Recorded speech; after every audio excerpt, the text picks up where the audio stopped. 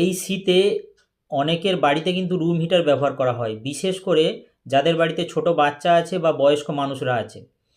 এই room heater ব্যবহার করার সময় কিন্তু আমাদের সতর্ক হতে হবে, না হলে কিন্তু রুম হিটারের জন্য অনেক রকম কিন্তু সমস্যাগুলো তৈরি হয়।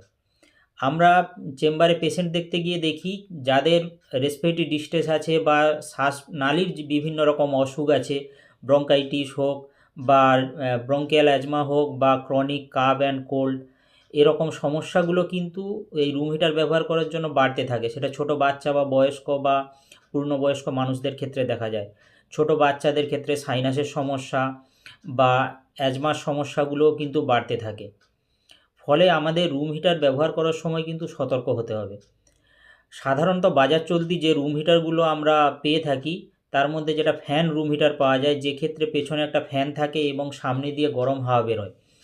এই ফ্যান রুম হিটারগুলো কিন্তু রুমকে কিন্তু খুব তাড়াতাড়ি ড্রাই করে দেয় এবং রুমের ভেতর কিন্তু ময়েশ্চার কন্টেন্ট কমিয়ে দেয়। ফলে কিন্তু আমাদের চোখ এবং স্কিন এবং রেসপিরেটরি সিস্টেম কিন্তু খুব সহজে ড্রাই হয়ে যায়। ফলে এই সিস্টেমগুলোর কিন্তু বিভিন্ন রকম অসুখ তৈরি হয়।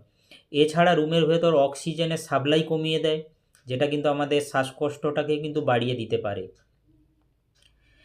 এছাড়া হ্যালোজিন রুম হিটার পাওয়া যায়। হ্যালোজিন রুম হিটার কিন্তু অনেক রকম কেমিক্যাল তৈরি করে, যেগুলো কিন্তু আমাদের রেসপিরেটরি সিস্টেমে বা ব্রঙ্কিয়াল অ্যাজমা বা ব্রঙ্কাইটিসের পেশেন্টদের ক্ষেত্রে কিন্তু সমস্যাগুলো আস্তে আস্তে আরও বাড়িয়ে দেয়।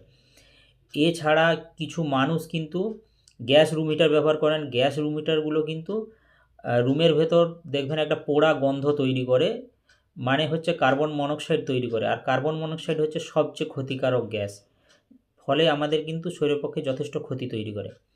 তো নিহাতি যদি আপনাকে রুম হিটার ব্যবহার করতে হয়, আপনি চেষ্টা করুন oil filled room heater. Oil filled room heater ব্যবহার করুন। অয়েল ফিল্ড রুম হিটার তুলনামূলক অনেকটাই বেটার হয়। অয়েল ফিল্ড রুম হিটার বাতাসকে কিন্তু খুব বেশি শুষ্ক করে না এবং অক্সিজেনটাকে কিন্তু খুব বেশি কমিয়ে দেয় না, এবং এই রুম হিটার বন্ধ করার পরও কিন্তু রুমটা অনেকটাই গরম থাকে। তবে যে রুম হিটারই কিন্তু আপনি ব্যবহার করুন না কেন, কয়েকটা সতর্কতা অবলম্বন করতে হবে। রুম হিটারটাকে কিন্তু বাচ্চার কাছ থেকে দূরে রাখবেন। মিনিমাম যেখানে আপনি শুচ্ছেন বেড থেকে কিন্তু মিনিমাম 4 ফুট দূরে রাখতে হবে। রুমের টেম্পারেচার চেষ্টা করুন 22 থেকে 26 ডিগ্রির মধ্যে রাখার। আর রুম হিটার যখন চালাচ্ছেন রুমের মধ্যে ভেন্টিলেশনটা কিন্তু প্রপার রাখার চেষ্টা করুন। আর রুমের ভেতর পারলে একটা পাত্রে জল রাখুন অথবা ভেজা টাওয়েল রাখুন, যাতে ময়েশ্চার কন্টেন্টটা কিন্তু নর্মাল থাকে রুমের মধ্যে।